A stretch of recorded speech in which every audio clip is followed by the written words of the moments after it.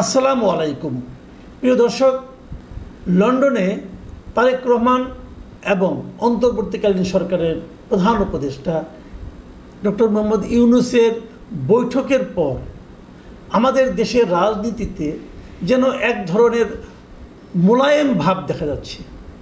মোলায়েম ভাব কীভাবে? দুটো ধারা, কিন্তু একটা ধারা হলো তারা খুব খুশি, সামনে নির্বাচন হচ্ছে।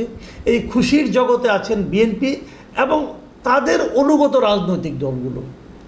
আরেক দল, আরেক পক্ষ জামাত ইসলাম, এনসিপি, এরা বলছেন যে নির্বাচনের ডেট নিয়ে তাদের কোনো আপত্তি নেই, বৈঠক নিয়েও তাদের কোনো আপত্তি নেই।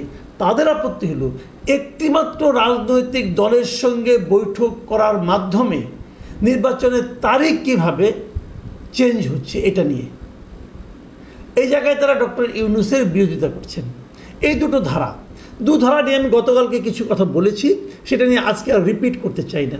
বাট আমি যেটা বলতে চাচ্ছি সেটা হলো বিএনপির রাজনীতিটা আমি অনুধাবন করার চেষ্টা করছি। বিএনপির রাজনীতিটা আসলে কি? বিএনপি কিন্তু মুখে বলে তারা জনগণের রাজনীতি করে, আমরাও সেটা বিশ্বাস করতে চাই। প্রত্যেকটা রাজনৈতিক দলই জনগণের রাজনীতি করবে, এটাই তো আমরা চাই। বিএনপিও তাই চায়, আমরা এটা বিশ্বাস করতে চাই। কিন্তু প্রশ্ন হচ্ছে, তাহলে এক নির্বাচনের তারিখ ঘোষণার পর বিএনপি যদি তাদের সঙ্গে এই সরকারের যে সমস্ত ক্ষেত্রে বিরোধ ছিল সেই বিরোধগুলির থেকে সরে আসে, তাহলে আমাদের বুঝতে হবে দুটো জিনিস। একটা জিনিস হলো তাহলে বিরোধটা ঠিক ছিল না, অথবা নির্বাচনটাই মূল লক্ষ্য ছিল। এখানে জনগণ কোথায়? আমি আবারও একটু ব্যাখ্যা করে বলি। বিএনপির সঙ্গে এই সরকারের বেশ কিছু বিষয়ে কিন্তু বিরোধ ছিল। তারা মুখে বলতো তারা এই সরকারকে সমর্থন করে, কিন্তু সরকারের বিভিন্ন কর্মকাণ্ডে তাদের আপত্তি ছিল। আমি কয়েকটা মোটা দাগে কয়েকটা ঘটনা বলি। যেমন ধরেন,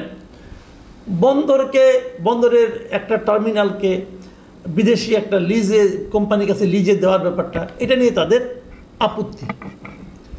তারপরে আপনার রাখাইনকে করিডোর দেওয়ার ব্যাপারটা নিয়ে তাদের প্রবল আপত্তি, এবং এই আপত্তির প্রেক্ষিতে তারা একজন উপদেষ্টার পদত্যাগ পর্যন্ত চেয়েছে।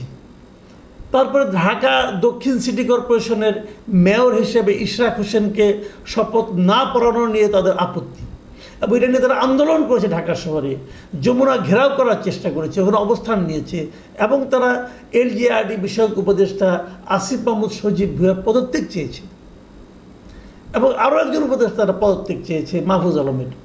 এই যে বিষয়গুলো, এই বিষয়গুলো কি কেবল রাজনৈতিক ছিল? এই বিষয়গুলোর সঙ্গে কি জনগণের চাহিদা, জনগণের প্রত্যাশার কোনো সম্পর্ক ছিল না? ছিল। বিএনপি যখন বলে যে আমরা জনগণের রাজনীতি করি, তখন আমি বলতে চাই, আমি বিশ্বাস করতে চাই যে এই প্রত্যেকটা দাবির সঙ্গে জনগণের দাবি, এটা জনগণের দাবি বলেই বিএনপি এই দাবিগুলো সরকারের কাছে উত্থাপন করেছিল।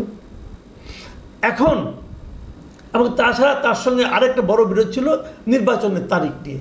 বিএনপি বারবার বলছিল নির্বাচনের তারিখ, নির্বাচন হতে হবে ডিসেম্বর কিংবা তার আগে, আর সরকার বলছিল নির্বাচন হবে এপ্রিলে।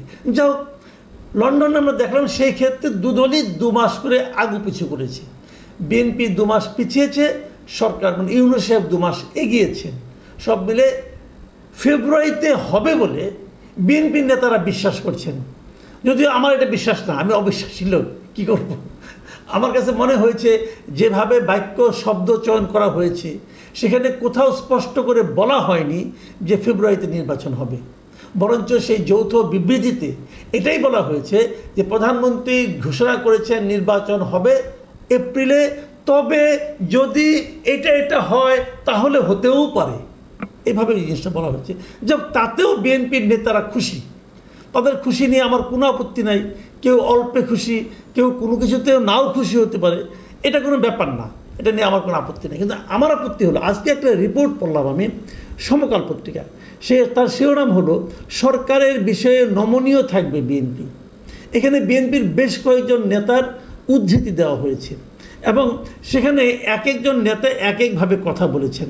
যেমন ধরুন, তারা বলেছেন যে এই করিডোর নিয়ে অথবা ওই বন্দর নিয়ে তারা আর অতটা উচ্চকিত হবেন না।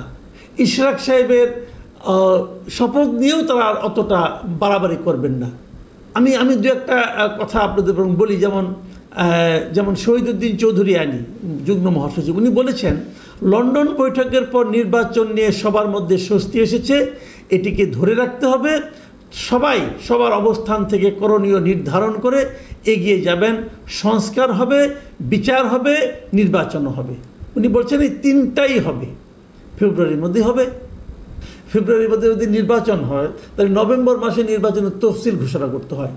নভেম্বরের তফসিল ঘোষণা করলে তখনকার মধ্যে সময়ের মধ্যে কি সংস্কার সম্ভব হবে, বিচার হবে, নির্বাচন হবে। আমি অ্যানি সাহেবকে বলতে চাই, ভাই আপনি নিশ্চিত থাকেন এই তিনটাই হবে না। বিচার এবং সংস্কার নভেম্বরের মধ্যে হবে না ভাই, এটা কোনো স্কোপই নাই। আপনি কাকে সন্তুষ্ট করলেন, কাকে বুঝাইলেন যে হবে হবে হবে, আমি বুঝতে পারলাম না। যা হোক, উনি তো বলেছেন কোনো সমস্যা নেই। বিএনপির স্থায়ী কমিটির সদস্য সালাউদ্দিন আহমেদ সাহেব, ওনার কথাটাকে আমি খুবই গুরুত্ব দিচ্ছি। উনি অনেক কিছু বলেছেন, আমি দু একটা জিনিস খালি বলি। উনি বলেছেন যে লন্ডন বৈঠকটি ছিল যুগান্তকারী ও জাতির জন্য দিক নির্দেশনামূলক। এই বৈঠকে গণতন্ত্রের বিজয় হয়েছে। জাতি দীর্ঘ আন্দোলন সংগ্রামের মধ্য দিয়ে ভোটাধিকার প্রয়োগের জন্য অপেক্ষমান ছিল, সে অপেক্ষার অবসান হতে চলেছে। খুবই আশাবাদী বক্তব্য, সমস্যা নাই। তারপরে বলেছেন politics is an art of compromise, অর্থাৎ রাজনীতি আপোষের শিল্প। এই কথাটি আমরা অনুসরণ করেছি। জনাব সালাউদ্দিন আহমেদ সাহেবের সঙ্গে আমার এই ব্যাপারে একটু ব্যাখ্যা দরকার। আর্ট অফ কম্প্রোমাইজ, পলিটিক্স কোথায় পেয়েছেন ভাই এটা? আপনি কার সঙ্গে আপনি কম্প্রোমাইজ করবেন? পলিটিক্স কি অন্যায়ের সঙ্গে কম্প্রোমাইজ করে? পলিটিক্স কি অযুক্তির সঙ্গে, মানে যেখানে কোনো যুক্তি নেই, যুক্তিহীনতার সঙ্গে কম্প্রোমাইজ করে? পলিটিক্স কি স্বৈরতন্ত্রের সঙ্গে কম্প্রোমাইজ করে? একটা মুখস্থ বাণী দিয়ে দিলেন ভাই আপনি। কার সঙ্গে কম্প্রোমাইজ করে পলিটিক্স? আপনি বলতে পারতেন নির্বাচনের ডেট নিয়ে আমরা একটা কম্প্রোমাইজ এসেছি। আপনারা এসেছেন, কিন্তু আপনারা জাতির পালস কি টের পান? যখন আপনারা ডিসেম্বরে যখন আন্দোলন করেছেন তখন কি জাতির পালস টের পান নাই? তখন কি আপনাদের নিতান্ত ঘরে বসে কোনো একটা ডেট ঘোষণা ছিল? ঘরে বসে যার ইচ্ছে হলে বলে দিলেন ডিসেম্বর, আবার ইচ্ছে হলে বলে দিলেন ফেব্রুয়ারি। ডিসেম্বর নয় কেন? ব্যাখ্যাটা জাতিকে দিয়েছেন, বুঝিয়েছেন আপনারা। অথবা ফেব্রুয়ারি কেন অবশ্যম্ভাবী, এটাও কি আপনারা জাতিকে বুঝিয়েছেন? ডক্টর ইউনুস যখন এপ্রিল মাস বলে তখন আমরা আপত্তি করেছি। আমরা বলেছি ডক্টর ইউনুস কেন এটাকে ব্যাখ্যা দিচ্ছেন না যে হোয়াই এপ্রিল। দেন আমাদের কোশ্চেন হলো হোয়াই ফেব্রুয়ারি। এটা কি আপনি এবং ইউনুস সাহেবের মধ্যে খেলা? এই খেলায় আমরা কেউ না। বোঝান আমাদেরকে, আমরা বুঝতে চাই কেন কম্প্রোমাইজ করছেন আপনি, কিসের কারণে কম্প্রোমাইজ করছেন। আমার কাছে খুব ইন্টারেস্টিং লেগেছে ওনার আরেকটা বক্তব্য। সেই বক্তব্যটা বলেই আমি আমার আজকে আলোচনা শেষ করব। উনি বলেছেন আমরা ভবিষ্যতে রাষ্ট্র পরিচালনার ক্ষেত্রে জাতি গঠনের প্রক্রিয়ায় ডক্টর মোহাম্মদ ইউনূসের অভিজ্ঞতা ও পরামর্শকে কাজে লাগানোর আগ্রহ প্রকাশ করেছি। প্রিয় দর্শক, খেয়াল করেন, ওনারা রাষ্ট্র পরিচালনার ক্ষেত্রে জাতি গঠনের প্রক্রিয়ায় ডক্টর মোহাম্মদ ইউনূসকে কাজে লাগানোর আগ্রহ প্রকাশ করেছেন। কার কাছে করেছেন? ডক্টর ইউনূসের কাছে করেছেন। কখন করেছেন? ওই যে কালকে আমি বলেছিলাম 1.5 ঘন্টায় আর কি কি আলোচনা হলো জানতে চাই, ওই 1.5 ঘন্টার মধ্যে বসে করেছেন। কেন করেছেন?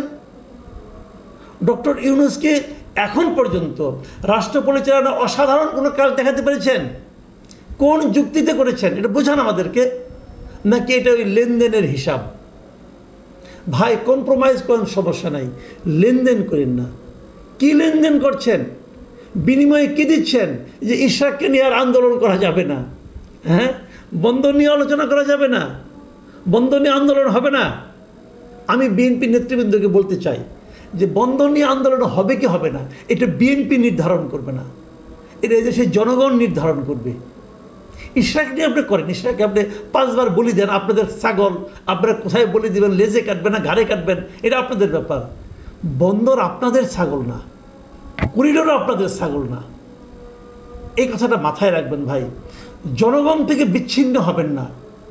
জনগণের রাজনৈতিক দল তো বিএনপির জন্য আমি মনে করি বিএনপির ইতিহাসে এত বড় সুযোগ আর বিএনপি কখনো পায় নাই। যখন আওয়ামী লীগ মাঠে নাই, সম্পূর্ণভাবে জনগণ বিএনপির সঙ্গে আছে। বিএনপিকে দুটো জিনিস খেয়াল রাখতে হবে। বিএনপি অলরেডি একটা জিনিস পারে নাই, সেটা হলো প্রত্যন্ত অঞ্চলে অবাধ চাঁদাবাজি বিএনপি থামাতে পারে নাই। সালাউদ্দিন সাহেবের নামে অনেক অনেক ঘটনা শোনা যায়, পারে নাই বিএনপি। অনেক বড় নেতা অনেক ঝামেলায় আছেন, এটা পারে নাই। আরও বিচ্ছিন্ন হয়ে যায় না। মাঠ পর্যায়ে কিন্তু আপনাদের অবস্থা খুব একটা ভালো না সাধারণ মানুষের মধ্যে। ওটা নিয়ন্ত্রণ করার চেষ্টা করেন, উপরের দিকে নিয়ন্ত্রণ করার দরকার নাই। ইলেকশন ইউনূস সাহেব নিজের তাগিদেই দিবেন। যা হোক, তারপরে ইউনূস সাহেবকে নিয়ে আপনারা স্বপ্ন দেখেন, এই স্বপ্নেরও ভূমিকা আছে। ইউনূস সাহেবকে ব্যবহার করা যাবে না আমি তা মনে করি না, কিন্তু এত 10 মাসে তো দেখেছি ইউনূস সাহেব ব্যবহার হওয়ার লোক না, উল্টা উনি ব্যবহার করে ছেড়ে দেন। যেমন লন্ডনের মিটিংয়ে উনি জিতে এসেছেন। প্রিয় দর্শক, আজ এ পর্যন্তই। আল্লাহ হাফিজ।